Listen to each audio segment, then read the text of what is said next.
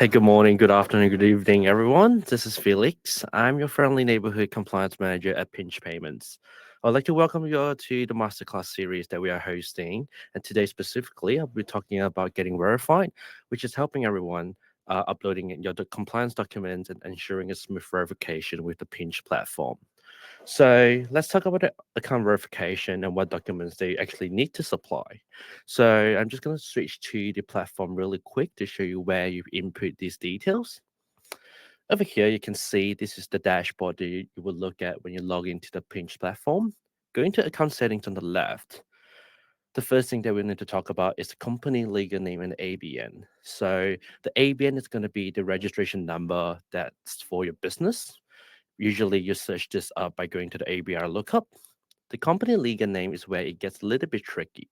For a lot of businesses that operate through a proprietary limited structure, it's just going to be a very straightforward ABC proprietary limited.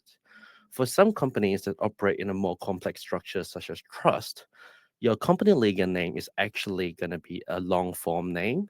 So the easiest way that I usually ask people to do is go into your bank statements, look at the account holder name, which usually, for example, for Pinch Payments, it might be Pinch Proprietary Limited acting for Pinch Trust. That is your company legal name.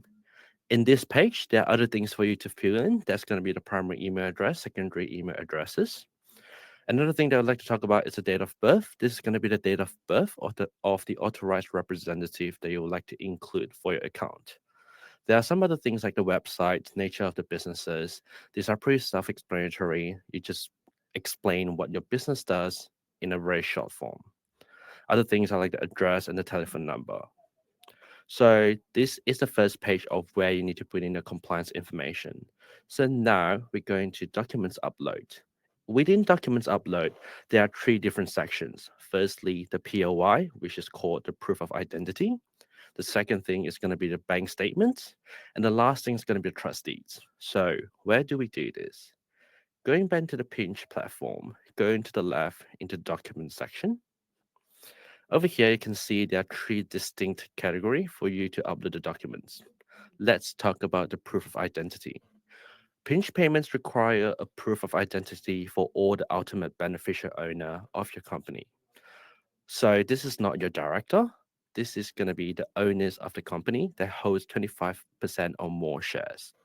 So if you go into your asset extract, this would be listed as the shareholders at the bottom of the extract page. We need the proof of identity for every single UBO.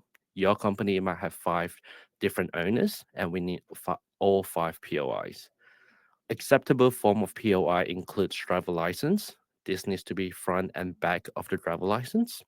The other form of POI that we also accept is a passport.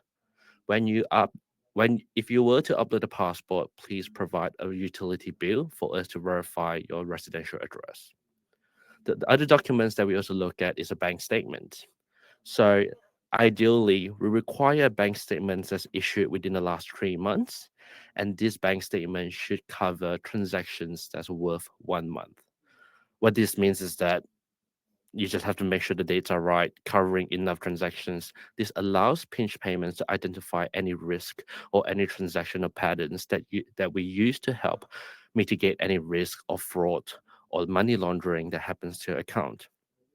For companies that are new, so you might have just started your business about a week ago and do not have a transaction of bank statements, please upload an account opening statement that your bank provides you when you were to open that account. Lastly, it's going to be the registration documents, or sometimes it might be a trust deeds. This is where things get a little bit complex for companies that exist in a trust structure. So if you are a trust structure, we need a copy of a trust deed, specifically the schedule page. We use this schedule page to identify the beneficiaries of the trust so we can run some checks on the beneficiaries. If you are a unit trust where your units are held within different trusts, we need the trust deeds of all the unit trust holders. So this is where it gets a little bit complex. You might not understand what the trust documents you need to upload. Feel free to send us an email and we'll be able to guide you through the process. Other entities that I would like to also talk about is the association or incorporation documents. This might be your community football team. In this instance, please upload a minute of your recent meetings. This minute needs to identify who the members are, who the chairperson is, who the treasurer is. We use this information to also run our checks.